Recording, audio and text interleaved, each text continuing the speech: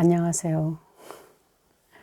지난 시간에는 수고하고 무거운 짐을 진 자, 여기에 대해서만 나누었어요. 오늘은 어린 아이에 대해서 잠깐 나눠볼까 합니다.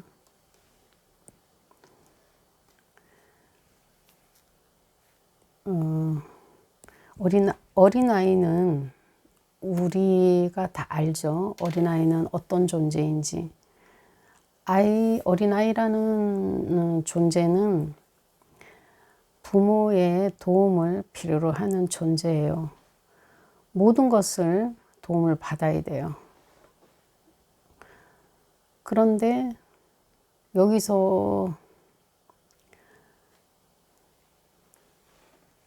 지혜롭고 슬기롭다, 분별이 있다, 뭐 현명하다 이렇게 번역본마다 다른데, 이런 사람들, 내가 할 수 있어, 내가 해볼 거야,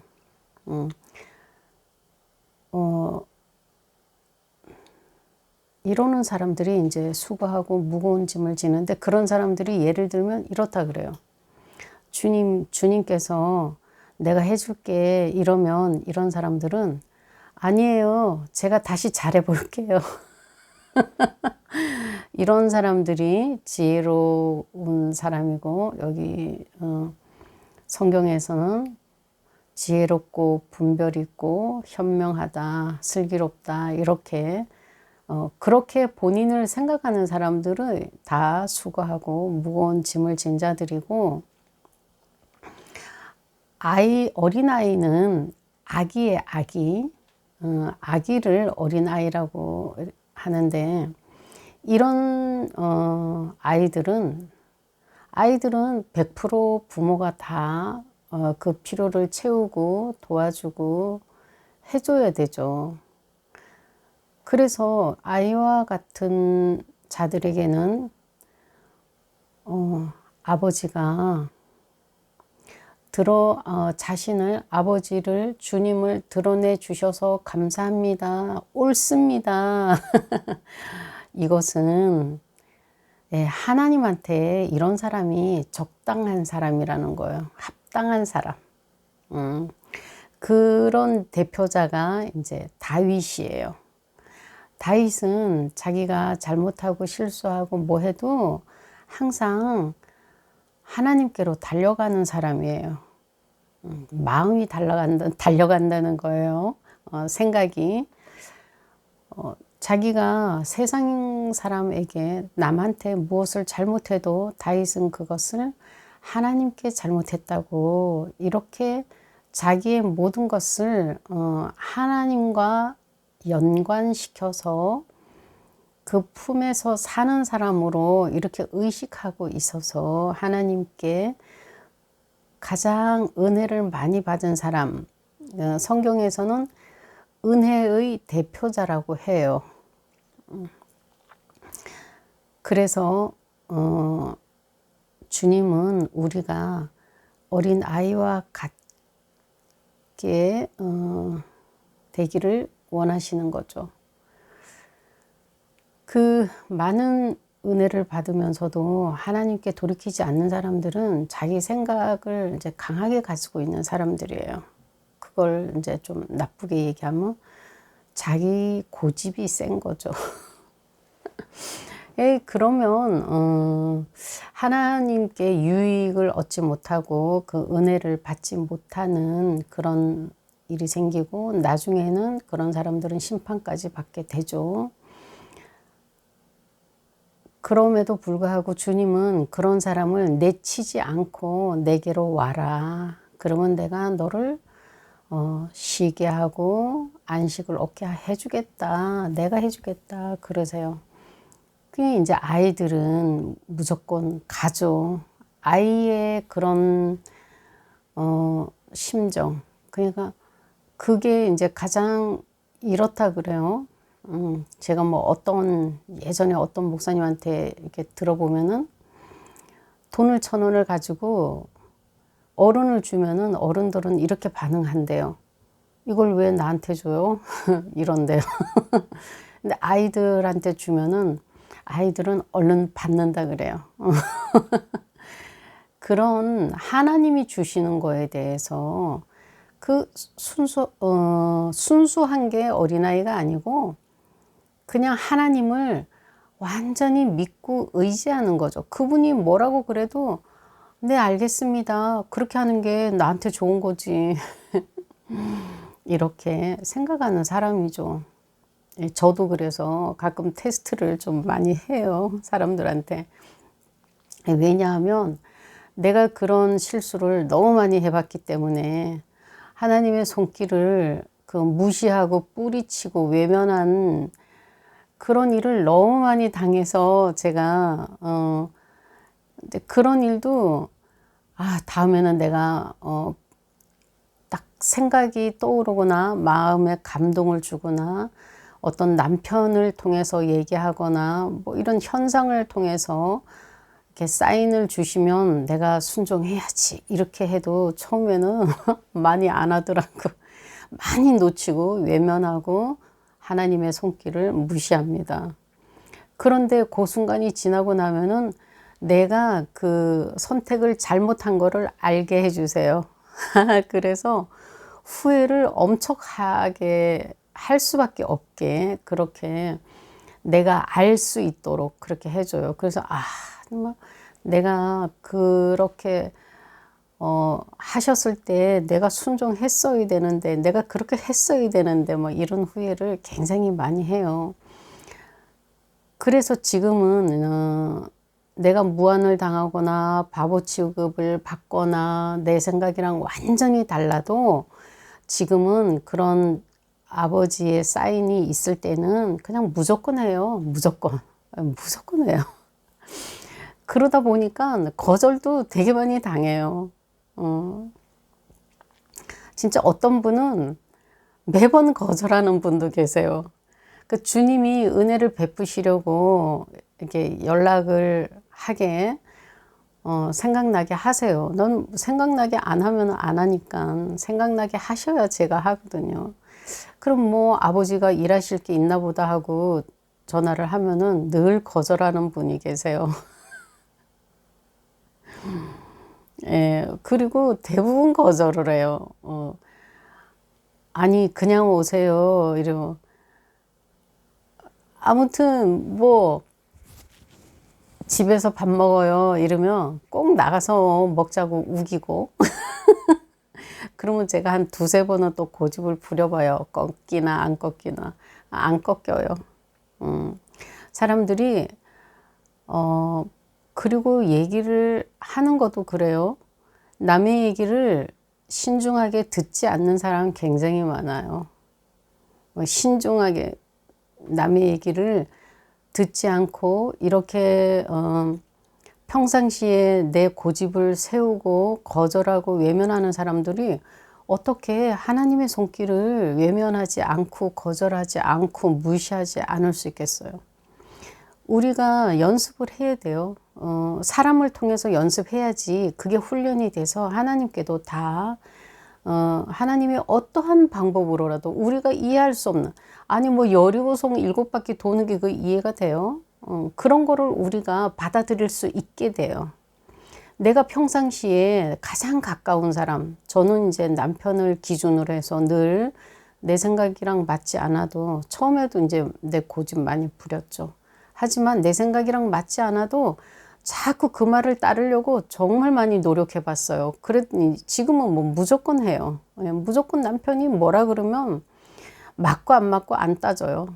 그냥 무조건 해요. 100% 해요. 그러다 보니까 내 영성이 높아지더라고요. 내가 이제 하나님의 손길을 이제 거절하지 않는 그런 길로 내가 그 남편을 통해서 연습하게 되더라고요. 그리고 여러분들도 누가 무슨 얘기를 하든지 간에 그 말을 받아들이고 내가 오늘 귀찮고 나가기 싫고 하기 싫고 뭐 먹기 싫고 보기 싫고 뭐 비가 오나 눈이 오나 뭐 이런 상황이나 환경이나 이런 것을 다 생각하지 마세요. 하나님이 내게 은혜 주신다는데 왜 그런 걸 따지고 생각해요. 그러면 하나님의 은혜를 받을 수가 없어요.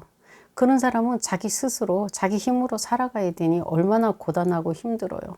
이게 바로 어린 아이와 수고하고 무거운 짐짐자의 차이예요. 주님은 그러지 말라는 거예요. 그리고 이 어린아이는 주님이 사실 어린아이 같이 하나님 아버지께 그렇게 한 거예요. 예수님의 멍에가 가볍고 쉬운가요? 아니에요. 예수님의 멍에는 가볍고 쉽지 않아요. 얼마나 힘들고 어려운 것인데. 그런데 왜 쉽다 그래요? 예수님이 이 땅에 오신 것 자체가 어려운 일이고, 예수님 여러분들이 제가 시간을 줄이려고 간단하게 얘기하는데, 예수님의 생애를 다 아시죠? 태아에서 죽으실 때까지 그 수모와 모욕과 조롱, 그리고 그 비참한 그 죽음과 그 자기 백성들에 대한 배신, 이 모든 것들이 쉽지 않습니다. 그럼에도 불구하고 십자가에 매달려서 어떻게 하시나요?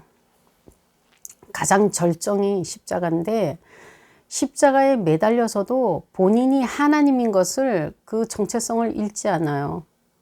강도가 주의 나라에 임하실 때 나를 기억해 주세요 할 때 예수님이 거기서도 그 매달려서 피를 철철 흘리는 그 상황에서도 하나님의 아들로 살아가시죠.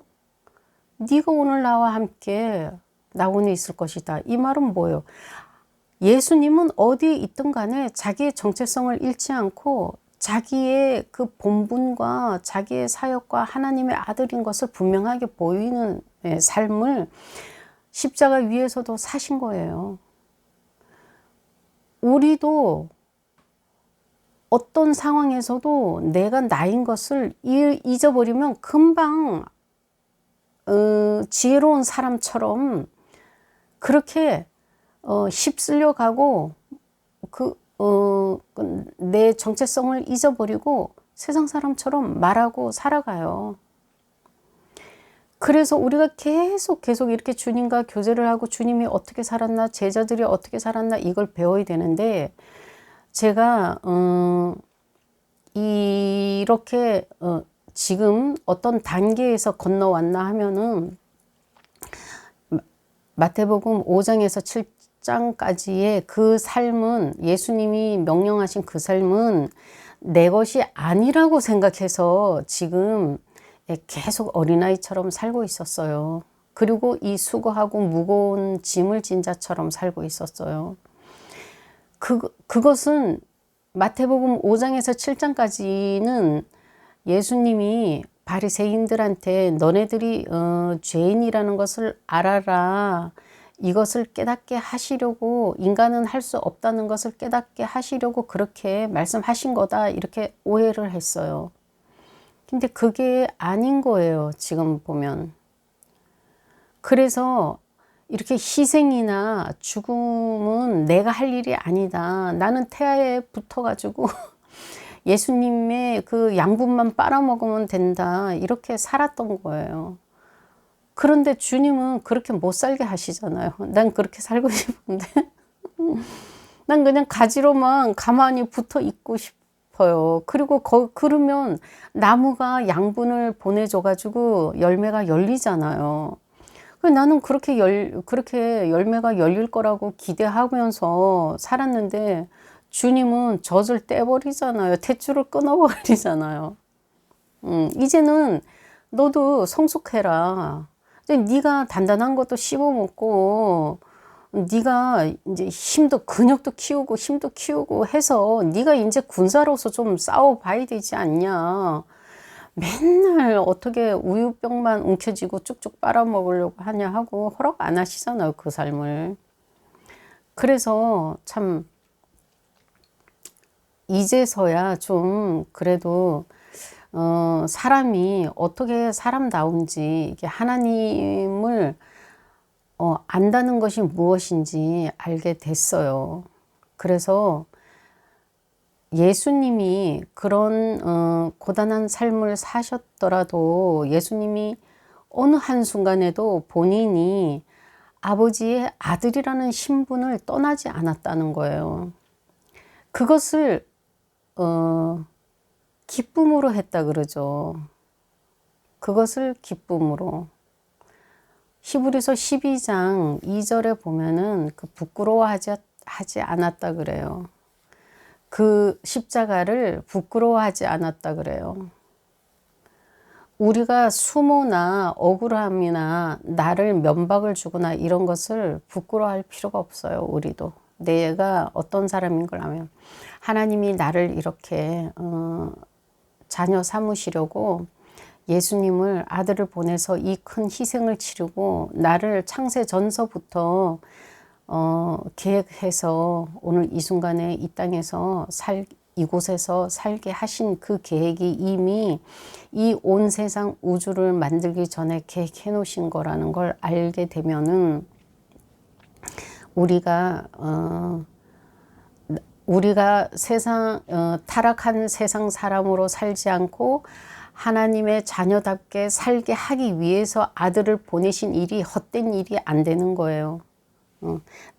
우리가 이렇게 하나님의 자녀로 살라고 비록 지금 똑바로 살지는 못하고 온전하지 못하고 미숙하기는 한이 없지만 우리 마음이 하나님께로 향해 가지고 우리가 내가 주님 안에 우리 주 예수 그리스도 안에 있는 존재라는 것을 계속 인식하면서 어떤 일을 만날 때마다 그래 나는 지금 예수 안에 있는 존재지.